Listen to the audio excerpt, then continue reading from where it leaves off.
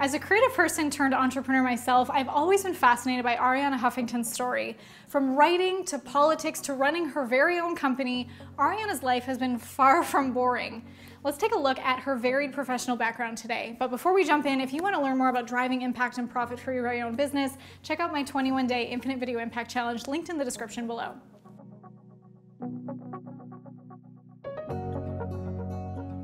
And I put out videos like this every single week about entrepreneurship and even following some of the greats through their life, so make sure that you subscribe to this channel. You probably know Arianna as the founder of the Huffington Post, the founder and CEO of Thrive Global, and the author of 15 books. Arianna was a popular conservative commentator in the 90s. She offered liberal points of view in public while remaining involved in her business endeavors. In 1997, she got divorced from Republican Congressman Michael Huffington and moved to LA. She ran for governor of California in 2003. What a boss lady. Did not succeed at that time, but learned a lot about the internet throughout that campaign. And most of the money for her campaign, almost $1 million at that time, was raised online. After the American presidential election in 2004, Huffington had the first meeting which eventually would transpire into the creation of a platform that would combine 24/7 news with a collective blog with her co-founder, Ken Lehrer. The Huffington Post launched in May 2005. They received a lot of criticism on whether or not this platform would be considered blogging. In their first week, they had postings from Julia Louis-Dreyfus, Larry David, Gary Hart, John Cusack, and Walter Cronkite.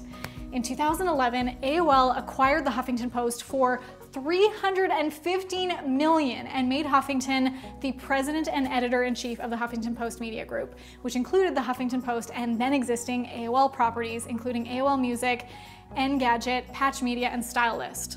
In 2016, it was announced that she would step down from her role at the Huffington Post to devote her time to a new startup, Thrive Global, focused on health and wellness information. Now more than ever, Arianna is very vocal about her opinion on health and wellness.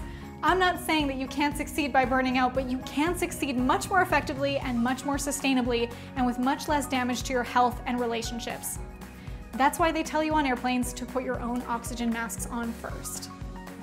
I just want to reiterate how much of a boss lady Arianna is. She ran in a political campaign, unfortunately failed, but look how she learned so much from that and was able to pivot and grow the empire that she has today.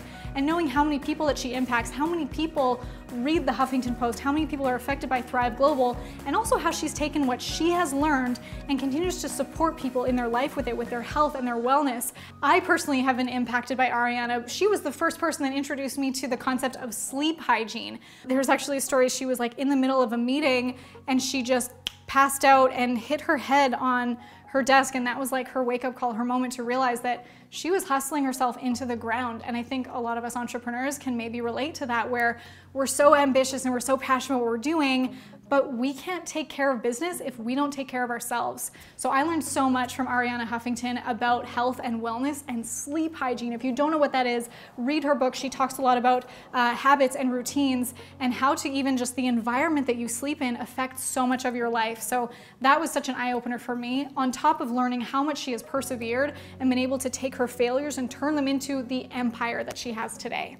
Arianna Huffington has had such a varied and accomplished professional life, and I find her dedication just so inspiring, and I want to do more of these case studies in future videos, so let me know in the comments below which entrepreneurs inspire you the most. Who should I cover next? If you're an entrepreneur hoping to drive massive impact and profit through video for your business, check out the link below, learn about my 21-day Infinite Video Impact Challenge, and join me there.